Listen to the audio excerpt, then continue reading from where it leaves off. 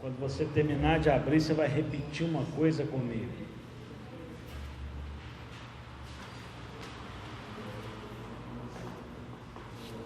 Amém? Então repita comigo. Aleluia! Aleluia! Aleluia! Aleluia! Glória a Deus! Queridos, observem na sua Bíblia que o Salmo 146 começa e termina com aleluia. O Salmo 147, o Salmo 148, o Salmo 150. Acho que a sua Bíblia vai estar aí igual a minha. Amém? Vamos fazer a leitura. Quando a gente fala Salmos, a gente não fala capítulo 147. Os Salmos não tem capítulo. Os Salmos, ele tem o número do hino. Isso é uma música, isso é um cântico, né?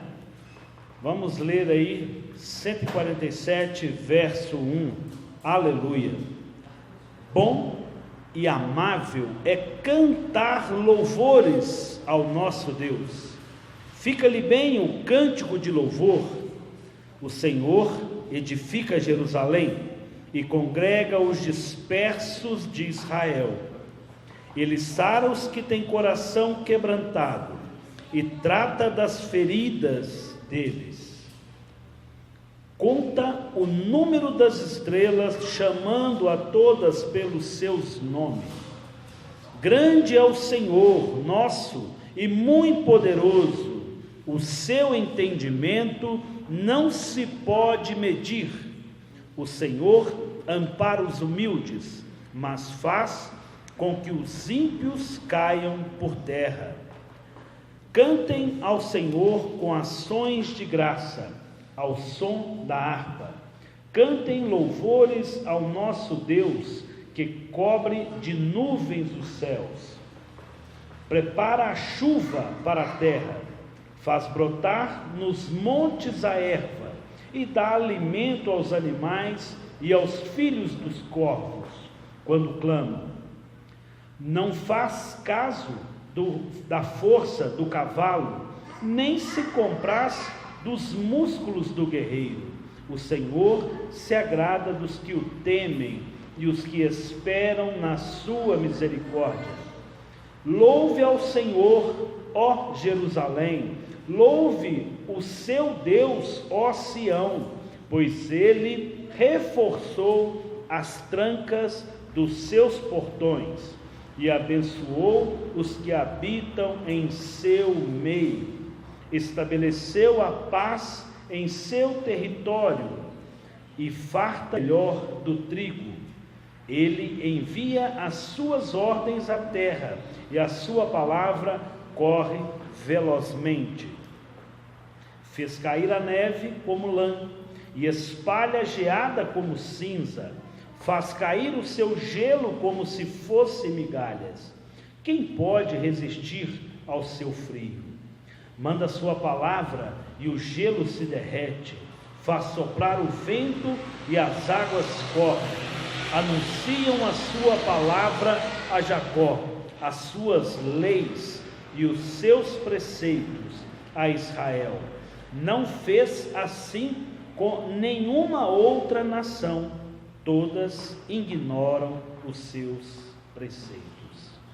Pai, nós agradecemos ao Senhor pela tua palavra. Pai, agradecemos ao Senhor porque o Senhor é Deus maravilhoso. Agradecemos ao Senhor porque o Senhor tem prazer de se revelar. O Senhor tem prazer de falar conosco. O Senhor tem prazer de nos ensinar. Pai, que o teu Espírito Santo possa falar aos nossos corações essa noite. Pai, que o teu Espírito Santo venha nos conduzir com favor e com graça, em nome de Jesus. Amém. Glória a Deus. Pode assentar, queridos. Glória a Deus pela sua vida. Amado, às vezes nós lemos salmos e não damos a devida importância, ou às vezes lemos salmos de uma maneira rasa. Amém, igreja? Nós precisamos fazer um entendimento quando lemos aqui esse salmo, porque o título na minha Bíblia fala louvor ao Deus poderoso. Por quê? Qual motivo nós temos para louvar a Deus? O salmista nos traz aqui alguns pontos que nós precisamos trazer para a nossa vida. O Salmo 147, a minha Bíblia divide ele em três partes. A primeira, do verso 1 ao 6. Louvem ao Senhor, que ampara os humildes. A segunda parte, louve ao Senhor, que dá provisão para os que o temem, vai do 7 ao 11. E louve ao Senhor, que protege Jerusalém, do 12 ao 20. O que isso tem a ver? Qual a importância disso? Eu preciso entender, o salmista aqui, ele traz três louvem. Como eu falei aqui, o Salmo 147 fala de uma adoração a Deus, uma adoração devida, uma adoração merecida, um cântico. Nós adoramos ao Senhor porque Ele é alguma coisa para nós. Mas às vezes a gente olha para a nossa vida e a gente pergunta: o que é Deus para mim? O que tem sido para mim? Qual a condição do Senhor na minha vida? Será que nós reconhecemos o favor, a mão do Senhor? Será que dentro de nós tem espontaneamente o nosso ser, em toda a nossa essência, nosso corpo, nossa alma e o nosso espírito tem externado, tem conseguido exalar o bom perfume de Cristo? O salmista fala aqui de uma maneira assim muito gostosa, algo que quando nós lemos, se a gente vai se observando dos detalhes, dos motivos que o salmista pontua as coisas, por 3 vezes ele fala: louve, louve, louve. Às vezes a igreja acha que eu não sou do ministério de louvor, então eu não louvo ao Senhor. Não é assim. Adorar a Deus, entregar-se ao Senhor, devotar ao Senhor aquilo que é merecido, não se resume a estar aqui no altar, atrás de um microfone ou de um instrumento. A nossa vida de adoração ao Senhor é uma coisa prática, é o nosso dia a dia. Nós precisamos entender que precisamos devolver a Deus aquilo que é devido, que é merecido. Por 3 vezes, o salmista fala louve. O primeiro louve, louve ao Senhor, que ampara os humildes, os simples, os necessitados, aqueles que têm tido fome, aqueles que carecem do Senhor, que estão precisando. Esses que estão precisando, esses que carecem, esses que estão na prova, louve.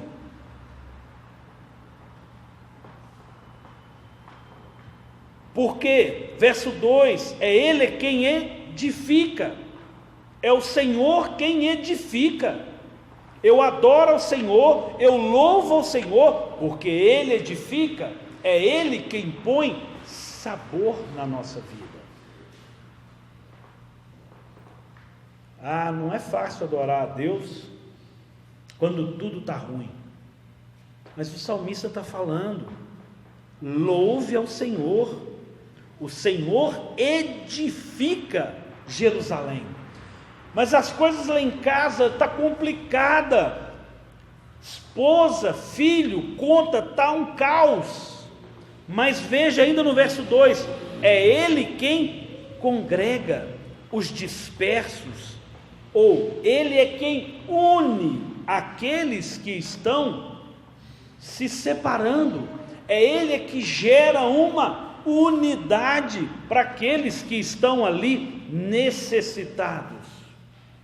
É o Senhor é quem faz com que prevaleça a união. Isso fala de edificação. É Ele que edifica, Ele faz congregar os dispersos. Lá em casa as coisas, meu trabalho, O Senhor edifica, o Senhor faz com que haja unidade, Ele produz no nosso meio. Quando fala de Jerusalém, queridos, você pode aplicar a sua casa, a sua vida, o seu eu, o seu território, o seu espaço. É Ele quem edifica, e é nesse lugar que eu entrego meus cânticos ao Senhor. Ele faz com que eu congregue com aqueles que estão dispersos. Às vezes a esposa vai ser usada por Deus para falar, meu bem. Às vezes o esposo vai falar, meu amor. Precisamos ser instrumento do Senhor. Mas como que vai gerar, como é que nós teremos no nosso meio, como é que nós veremos esse agir do Senhor, essa condição do Senhor operar? Ele sara, é Ele que sara, verso 3, o Senhor sara os que têm coração quebrantado.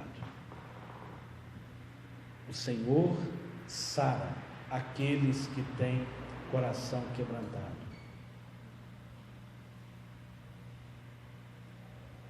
Precisamos, como igreja, caminharmos com o nosso coração quebrantado. Que é um coração quebrantado, disponível, que reconhece a necessidade de ser tratado, de ser curado. Aquele coração que não se sente autossuficiente, fala, Senhor, eis-me aqui, o Senhor sabe das minhas condições, o Senhor sabe das minhas lutas, e eu estou aqui perante a Tua palavra. Pai, eu estou Te louvando, porque eu sei que o Senhor ampara, eu sei que o Senhor cuida, que o Senhor edifica, o Senhor faz congregar, e eu sei também que o Senhor sara as nossas feridas, o Senhor trata as nossas feridas. Essa primeira parte, o autor fala que há um amparo aos humildes. Para ser humilde, eu preciso ter um coração quebrantado. Quanto valor, quanto conteúdo o salmista vai deixando aqui para nós. Nada na Bíblia é por acaso. Toda a palavra é necessária para produzir em nós entendimento, desenvolvimento, maturidade, crescimento. Conta o número das estrelas, chamando-as todas pelo seu nome. Se Deus sabe o nome de cada estrela, se Deus conhece as estrelas, não vai saber falar Zé Maria, Miriam, Michele, Newton? Será que seria difícil para Deus? Quão menor, quão pequeno nós somos perto do sistema, né? Do ecossistema, de todas as estrelas. Quantos milhões de estrelas existem? Quantos? Veja que o salmista fala de uma condição de louve por isso, por isso e por isso. E aí, de uma maneira profunda, ele fala, olha, grande é o Senhor nosso e muito poderoso, o seu entendimento não se pode medir. Olha a propriedade que o salmista fala, nosso. Esse Deus é nosso, grande e nosso. Nós passamos os dias e vemos grandes os problemas, as lutas e as provações que eu estou vivendo. E esqueço que grande, muito grande é o nosso Deus. Poderoso, o seu entendimento não se pode medir. Esse salmo, na parte do versículo 5, ele é messiânico. Que é isso? Não estou vendo nada falar de Jesus aqui. Esse versículo ele vai falar que há um Deus tão grande, tão soberano, que o entendimento dele não se mede, não dá para poder entender, compreender. Por quê? Porque nenhum de nós daria seu filho por nós. Daria seu filho para um bandido? Nenhum de nós aqui perderia um filho por uma condição aqui, em troca de uma condição, entregaria como Jesus, como Deus entregou Jesus. Então ele está falando aqui, o salmista, de uma condição que transpassa o entendimento. Vamos lá em Romanos 8:32.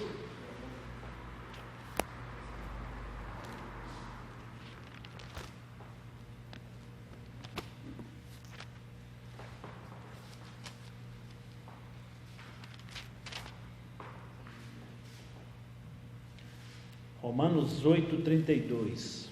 Aquele que não poupou seu próprio filho, mas por todos nós o entregou, será que não nos dará graciosamente com ele todas as coisas?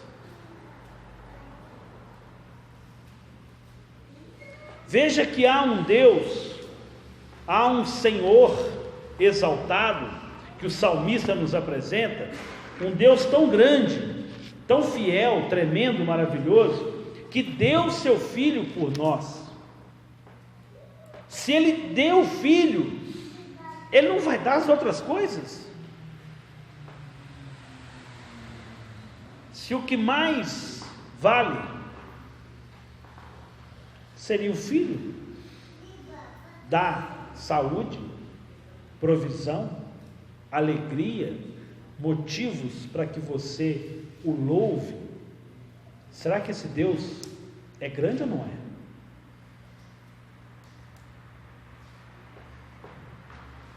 Será que nós sabemos reconhecer a grandeza desse Deus?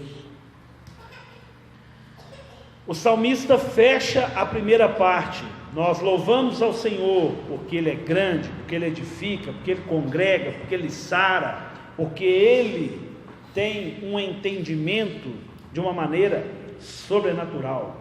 E aí de novo ele fala no verso 7: louvem ao Senhor com ações de graça, ao som da harpa.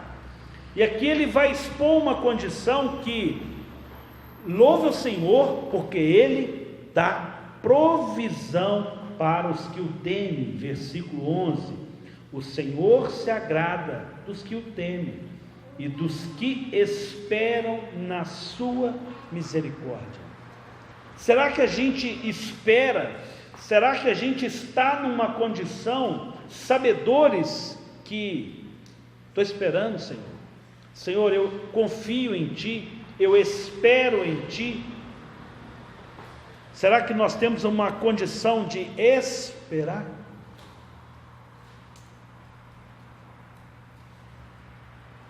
Esperar é um desafio. Veja que o salmista coloca aí, provisão para quem teme. Será que quem não teme tem provisão? Tem. O sol é para o justo e para o injusto, o frio, o calor. Mas para nós, que somos filhos de Deus, que só há um nome que nos é dado para a salvação, nós não temos outro caminho, senão eu e você esperar uma provisão do Senhor. O salmista vem de uma maneira detalhando: olha, louve ao Senhor, pega aí seu instrumento e louve. É o que ele está nos dizendo no verso 7. O verso 8: Ele que cobre de nuvens os céus, prepara a chuva para a terra, faz brotar os montes, a erva, e dá alimento aos animais e aos filhos do corvo. Algum de nós podemos aqui, eu vou agora colocar nuvem no céu, está lá a nuvem que eu coloquei, agora eu vou fazer chover, está chovendo, e aí o salmista fala, ele faz brotar nos montes a erva. Algum de nós pode falar assim, brota terra, brota, nasce. O máximo que nós podemos fazer é colocar semente e esperar. Esperar é o máximo. Nós precisamos saber que há uma ação que é do Senhor. Os que esperam no Senhor renovarão as suas forças. Eu preciso esperar no Senhor. A palavra ela é clara, eu não posso fazer com que haja nuvens, eu não posso fazer chover, eu não consigo fazer brotar, eu não consigo fazer com que a terra dê o alimento pelo meu querer. Eu não posso mudar algo que já está estabelecido na minha vida, que cabe ao Senhor.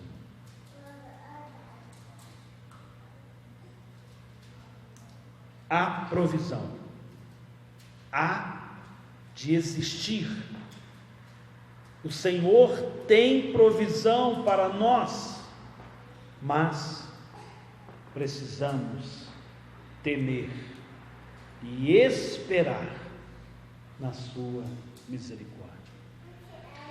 Agradar-se do Senhor, esperar no Senhor quando tudo é contrário, é o desafio.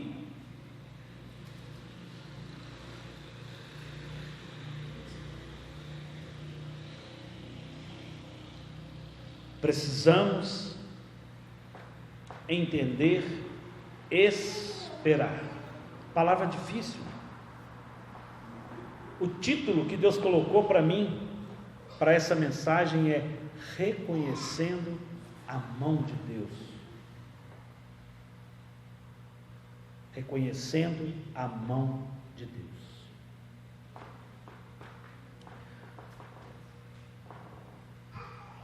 Feita essa segunda abordagem pelo salmista, ele entra num terceiro ponto. Primeiro, ele faz um tratamento, uma condição que nós precisamos devotar a ele louvor, reconhecer, porque ele faz tantas coisas no nosso meio. Ele edifica, ele congrega, ele sara, ele produz milagres no nosso meio e já nos deu Jesus. Na segunda parte, vai falar de uma coisa que não nos cabe. Embora nós saibamos que ele sara, que ele cura, que ele congrega, que ele já nos deu Jesus, nós precisamos aprender a esperar nele. Querido, nem todas as coisas Deus vai mudar. Que isso? Se Deus não muda, Deus não é Deus. Se Ele quiser, Ele muda. Se fosse assim, Ele teria tirado o espinho na carne de Paulo. Ele não tirou. Ele não tirou. A nossa condição de servir a Deus não passa pelo aquilo que Ele faz. Passa por uma condição que Ele é. Ele é. O salmista entra numa terceira parte aqui no seu cântico. Louve ao Senhor, porque Ele protege Jerusalém, Ele protege onde estamos, Ele protege a nossa casa, a retaguarda, o cuidado vem dEle. É Ele quem produz no nosso meio paz. Há um cuidado dEle, isso vem dEle. No verso 12 começa: louve, ó Senhor, louve o Senhor, ó Jerusalém, louve o seu Deus, ó Sião, pois Ele reforçou as trancas, os portões, e abençoou os que habitam em seu meio. Há uma bênção, uma promessa do Senhor para aqueles que estão inseridos no seio do Senhor, que estão numa unidade com o Senhor. Eu preciso aprender a esperar estando no Senhor. Quem está no Senhor é guardado. O verso 14 nos é apresentado aqui, estabeleceu a paz em sua fronteira e farta você com o melhor do trigo.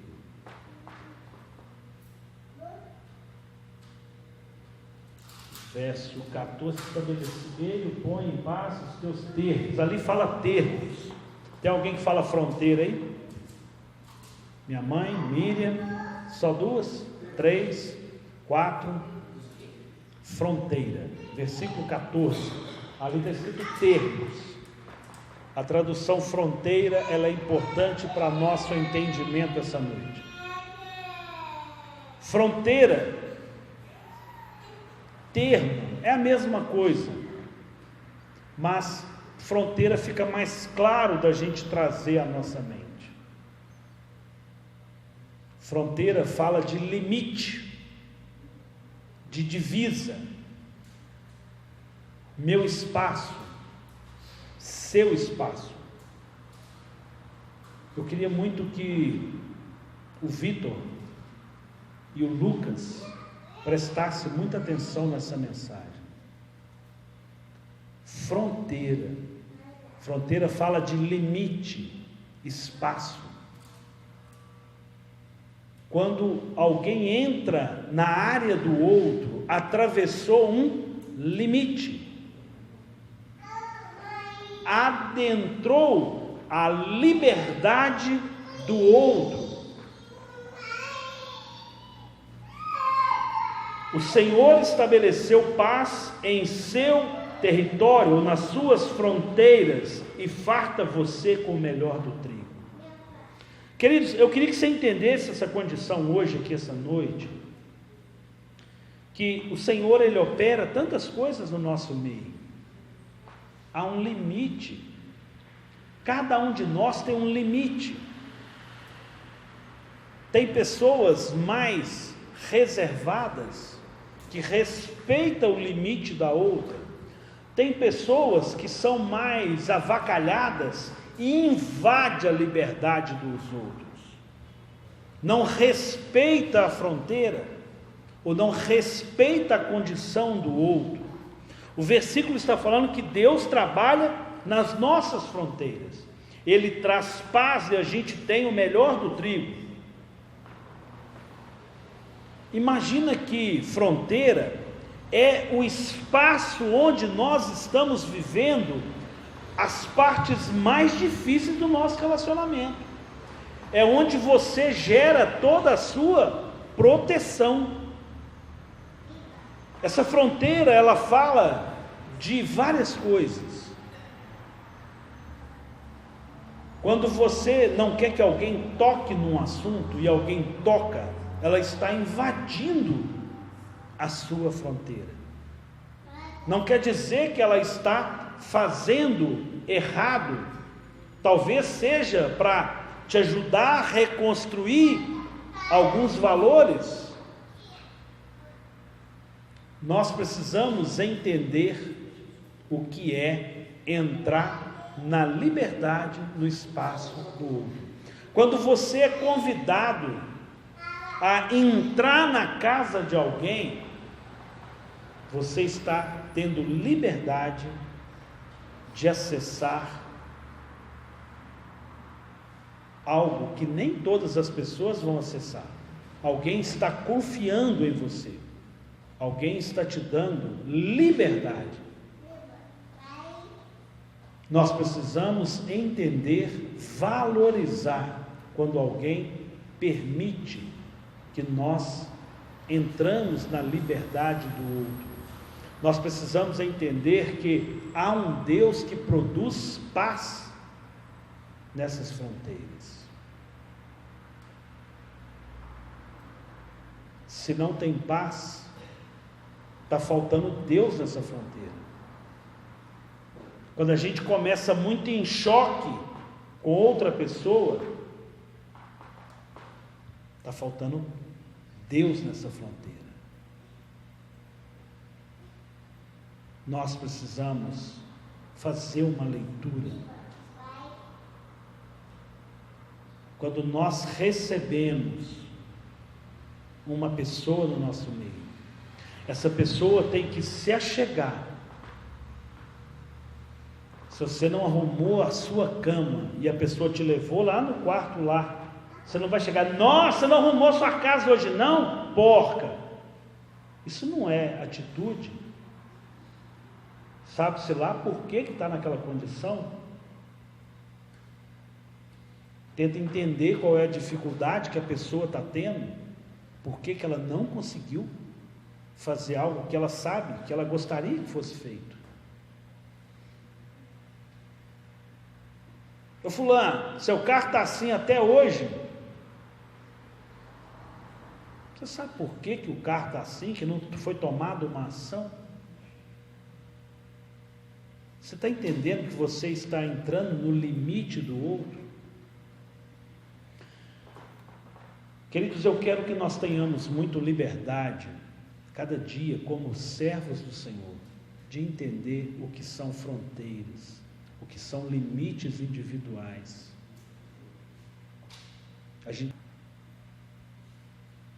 Porque as guerras acontecem por causa de território. Diga-se Israel. Quando se fala em fronteira em Israel, é algo que vale a vida. Lutamos por Jerusalém, pelos nossos limites, pelas nossas fronteiras, pela nossa história. Quando fala de alguém entrar na sua fronteira, está chegando no seu centro. Passou da área de segurança e está chegando no seu centro, aonde você não vai conseguir deixar de ser você. Estão entendendo? Porque quando a gente vive no superficial, que a gente não entra na fronteira do outro, a gente fica no superficial. Está tudo bom. Como é que você está falando? Estou bem, você? Estou bem. Quando você entra, você começa a ver que nem tudo está bem. Nem tudo está bem. Tem muros derrubados, tem sujeira, tem poeira, tem uma restauração que precisa ser feita. Deus estabeleceu paz em suas fronteiras e farta você com o melhor do trigo. Querido, nós precisamos entender que Deus está preocupado com o nosso íntimo, com o nosso centro. Deus há de cuidar nos detalhes de cada um de nós. Deus não é um Deus superficial. Quando Ele fala que a palavra dele separa junta e medulas, é porque Ele vai lá dentro, com favor, com graça, com amor, com um objetivo único de sarar as feridas. Ele envia ordens à terra. Queridos, fronteira é algo que, à medida que a gente começa a construir o relacionamento, quando você está namorando, você tem ali limites, e depois você vai rompendo esses limites, vira esposa, mas a amizade é a mesma. Relacionamento com Deus é a mesma coisa. Senhor, faz na minha vida, Senhor, mas aquele pecadinho, aquele negocinho lá, sabe, Senhor, o Senhor sabe das minhas dificuldades, aquilo ali ainda está lá no cantinho, eu estou gerando um outro limite, eu tenho uma fronteira, né? Eu tenho ali a capital, que está ali guardada, eu deixo entrar ali só na área do sítio, no centro não. Mas quando a gente vai caminhando num relacionamento, a gente deixa as pessoas romper com essas fronteiras, ou até tiramos fronteiras. Nós precisamos trabalhar para que haja ordem em nossa terra. A sua palavra corre velozmente, tem acesso, algo que fala de acesso. Tem paz na fronteira. Estou entrando, ó fulano, estou entrando. Você vai entrando, tem liberdade. Então isso corre rápido, isso ganha espaço. Faz cair a neve como a lã e espalha a geada como a cinza. Faz cair o gelo como se fosse migalhas. Com quem pode resistir o seu frio? Quem é que pode resistir à dureza do frio? Quando você tem liberdade de entrar nas fronteiras. Não tem coração que impede, dureza no coração, porque há liberdade, há respeito. Traga isso aqui agora, querido, pela condição nossa de levar o amor do Senhor. O Evangelho em nós precisa ser uma autorização, cartas vivas para adentrar fronteiras, entrar em corações, produzir transformações, gerar vida. Anuncia a sua palavra a Jacó e as suas leis e os seus preceitos. Depois que a gente entramos, conquistamos, nós fazemos com que a palavra do Senhor ali prevaleça, gere vida. Não se fez assim com nenhuma outra nação. Todas ignoram o amor do Senhor, o cuidado do Senhor. Mas nós não. Aleluia. Termina o salmo. Feche seus olhos. Pai, santo, santo é o teu nome. Pai, ó Deus, aqui está a tua palavra. Uma palavra, ó Deus, que fala, ó Deus, as nossas vidas, de reconhecer o teu favor, reconhecer o cuidado, reconhecer a graça do Senhor, reconhecer a mão do Senhor. Pai, se não fosse o Senhor, nós não estaríamos aqui. Pai, se não fosse o Senhor, nós já teríamos sido consumidos pelo pecado. Pai Deus, muito obrigado, porque o Senhor verdadeiramente é Deus poderoso, que se entregou por nós. Pai, nós queremos te louvar essa noite, porque o nosso Deus é esse Deus que edifica, que congrega, que sara, que trata as nossas feridas. Ó Pai, que nos ampara, que cuida de nós, produz em nós provisão. Pai, que no nosso coração seja cada dia mais temente ao Senhor, que a nossa esperança esteja no Senhor, sabedores da tua misericórdia. Ó Pai, produz em nós um coração renovado. Pai, produz em nós um coração, Deus, quebrantado e contrito. Pai, sabemos que a proteção vem do Senhor. Pai, eu queria apresentar as nossas fronteiras diante do Senhor. Pai, os nossos limites. Pai Deus, os nossos limites, ó Deus, até para pecar, para se irar, para se perder, para indispor, para brigar. Ó Pai, seja sobre nós, seja sobre nós. Ó Pai Santo, santo é o teu nome. Pai, estabeleça os teus valores em nós. Pai, que não falte, ó Pai, no nosso meio o melhor, o teu trigo, o pão, que é o Senhor, Pai. Pai, estabeleça paz entre nós, entre a tua igreja, entre o teu povo. Dá-nos, ó Deus, a tua graça. Oh Deus, eu te peço, Pai, em nome de Jesus.